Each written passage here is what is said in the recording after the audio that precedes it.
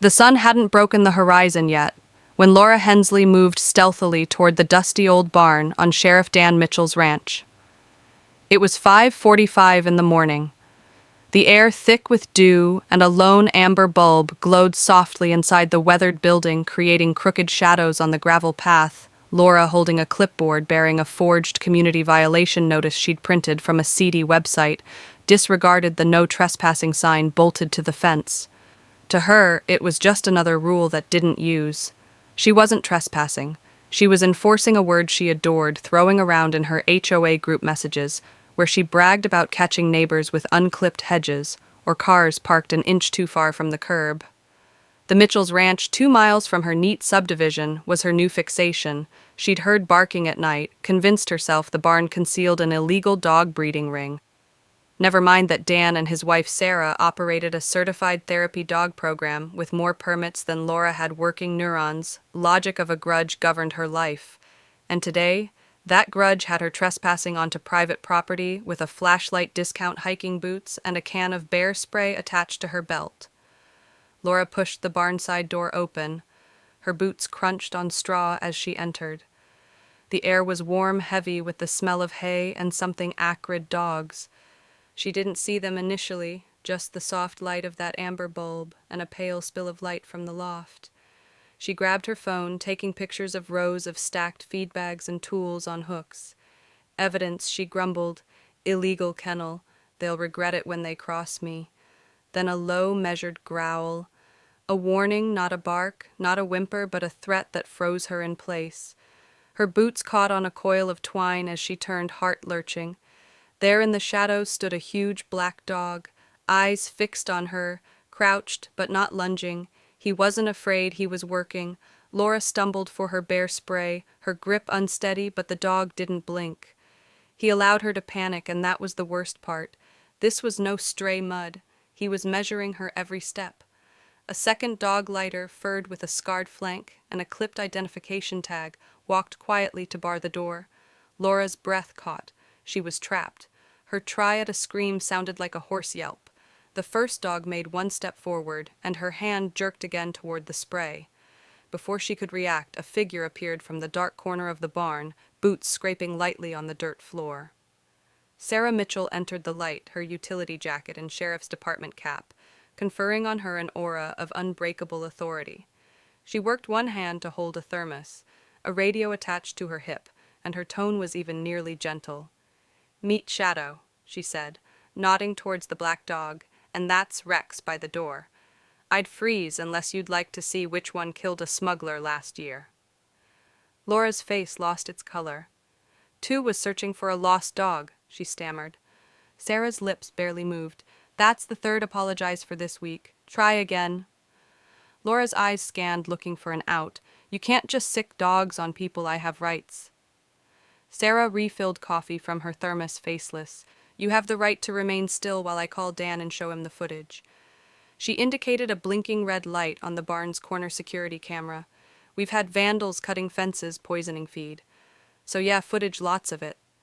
Laura's knees gave way and she tripped over a stack of hay, sending a puff of dust. Rex growled once, a single note that stopped her again. Sarah sipped her coffee. "Sit tight. Sheriff's here in 10. Laura realized her bear spray was missing. Shadow had it in his mouth, carrying it like a toy before dropping it at Sarah's feet. "You brought pepper spray into a working dog facility," Sarah mumbled. "Lucky these boys were in a generous mood." Laura's voice cracked. "I heard barking. I thought something illegal was happening." Sarah opened the barn doors, all sunlight spilling across the yard. "Something illegal was happening," she said. "And you brought it here." Sheriff Dan Mitchell pulled into the driveway as the sun broke over the tree line, his cruiser's tires crunching gravel. He stepped out, hat casting a long shadow, and approached Laura, who sat slumped on a feed bucket. Face stree with dust, Shadow sat by Sarah's side. Rex lounged near a stall, tail thumping lazily. Dan's voice was relaxed. "Guess the dogs came in on time early." Sarah shrugged. "They always do. You just don't hear about it when they're this good." Laura looked up, lips shaking. "Sheriff, this is a misunderstanding." Dan let the silence hang. Trespassing, bringing chemicals onto an animal rehab site, harassing a protected facility.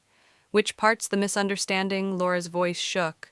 I thought something illegal was going down. I'm with the Crestview Neighborhood Council. Sarah laughed, cold and biting. Crest Perceptions had no jurisdiction here. This ground's been held by us for years. You've been cautioned beforehand. Dan removed a tablet from his cruiser, demonstrating Laura. The video, her sneaking into the barn, raising the spray, thrashing in the hay. You targeted, you missed, then you cried. Laura's hands trembled. Please, I don't wish this to go public. Sarah's eyes narrowed. Too late. The video's already in the sheriff's department and the K-9 board procedure after last year's poisoning attempt. Laura's jaw dropped. That wasn't me. Sarah tilted her head. Funny, you'd mention it. At the station. Laura sat in a stark interview room holding a statement form.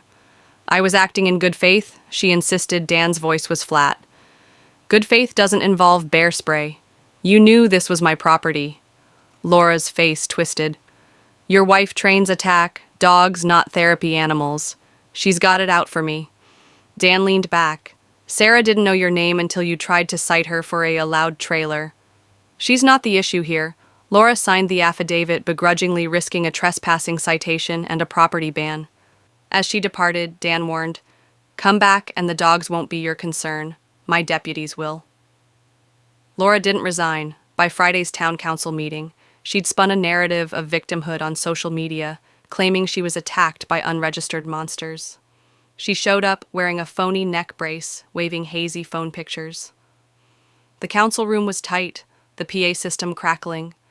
Board members, zoning representatives, and Emma Mitchell, Dan, and the daughter of Sarah, a sharp-eyed former military member now consulting on agricultural initiatives. Laura wasn't sure who she was addressing. Laura's delivery was dramatic, voice trembling as she spoke of being stalked and traumatized. There was silence afterwards. Then Emma leaned into the mic. You're referring to the Southridge barn, right? Laura nodded, bolstered. It's got no clear signage. Emma's tone was silky.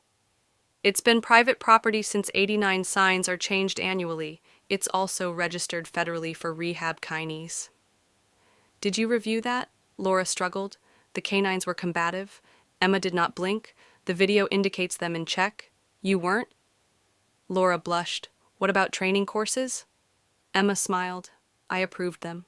I'm Emma Mitchell, licensed trainer for PTSD courses. All public record. Laura's face dropped. You're their daughter. Emma nodded. And you broke several laws, including impersonating county employees with fictitious notices. Dan moved forward, carrying a forged citation Laura had posted on the barn. This mentions a non-existent Crestview Compliance Task Force.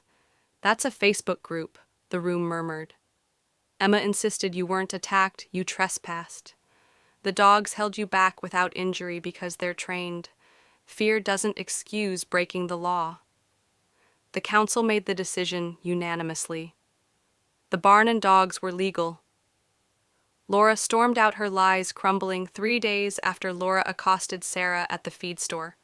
No neck brace, her limp disappeared. You think this is finished? She spat. Your daughter and husband arranged this. Sarah wiped her gloves. You came into my barn without being invited. You made a fool of yourself. Laura advanced. I have a lawyer. I'll sue for slander. I'll seize your property. Sarah drew a binder out of her truck deeds certifications, a VA grant in her name.